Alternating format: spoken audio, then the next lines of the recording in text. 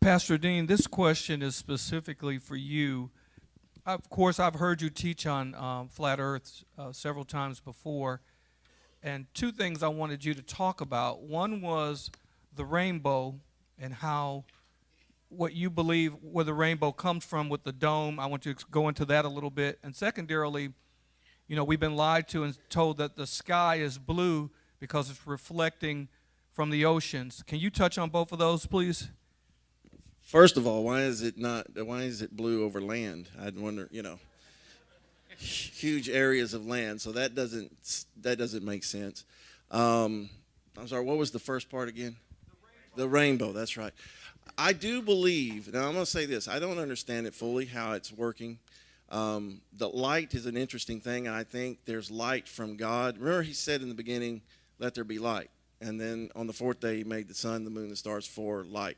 The Bible talks about there's the light, and then there's the sun and the moon and the stars. So I think that there is actual light from God, from heaven, that comes into His creation. And if that light, and remember, obviously it wasn't happening before the flood, because He said after the flood, "I will set my bow in the clouds, in the sky."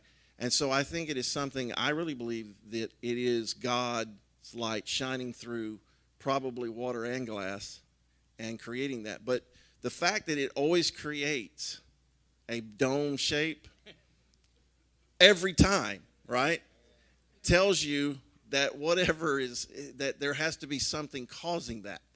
And I do believe that is the firmament causing that. And again, I'm not trying to say I know or understand fully how it all works, but that's what I believe. And that's why, so I think the Lord did something. It's like He turned a different light on, or let a different ray of His glory come through when He wants a rainbow. And He says it's His bow, right? So that's the way it is. That's what I believe anyway. And it's pretty.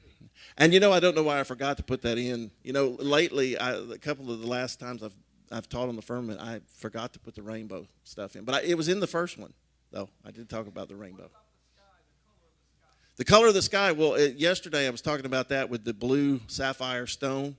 So I believe that the glass, the molten glass, whatever God has created there, that it says it's like a molten looking glass and it's like crystal. I believe it has a blue tint like sapphire stone. So I think that's what we're getting some of that too. And also, I believe that, and I didn't get into this, and I'll probably, y'all just, watch one Sunday here pretty soon. I'll get into the blue ether, because I believe the ether level that they start hitting probably at about 10 miles, probably about 50,000 feet. You start hitting traces of it. But once you hit 73 miles, I found that to be a consistent number, 73 miles in altitude. There seems to be a very dense layer that they hit. And I've actually seen this with a recent, SpaceX rocket that happened to launch right at dusk. And the flame coming off of it, burning in our normal air, was orange. And once it hit, and it looked at it, and I timed it, and I figured, well, it's going to be close to this same time to hit 73 miles.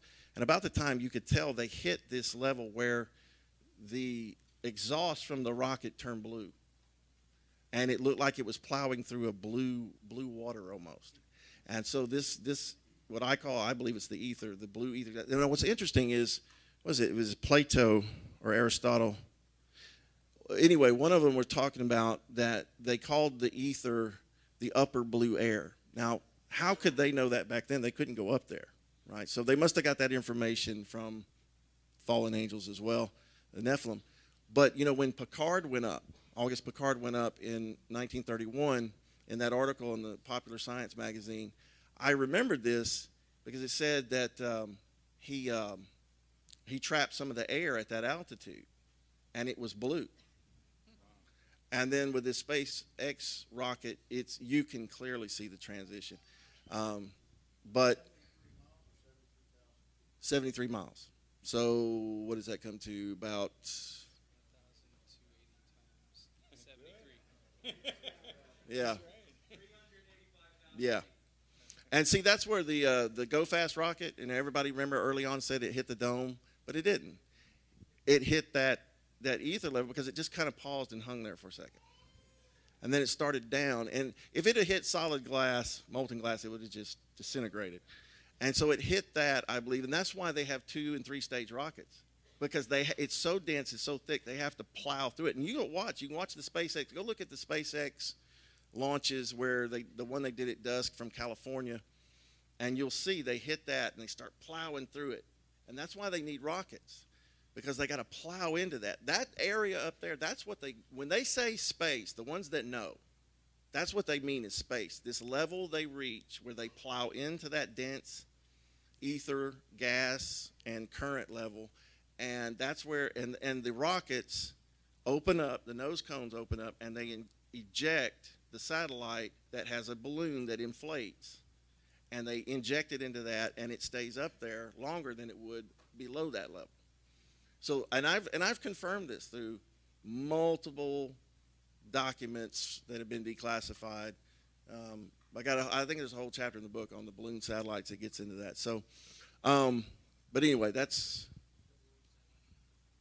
my new book I wrote. I get in a whole chapter on the balloon satellites and all the documents that talk about that. And we have a guy that's going to share a testimony that helped build some of those rockets back in the day. So, but they admit this. This is nothing they hide. I mean, I have pictures of the grab satellites, they called them. And the nose cone open up, and you've got the helium tubes and the balloons packed in there on the side, and then they eject it all out, and it instantly inflates. And so they do launch satellites on rockets. It's just not into the vacuum of space. So, again, we don't need to be denying these things do exist. It's just not exactly the way they tell you. Right. They're not being fully truthful because they want you to believe in the fairy tale of space.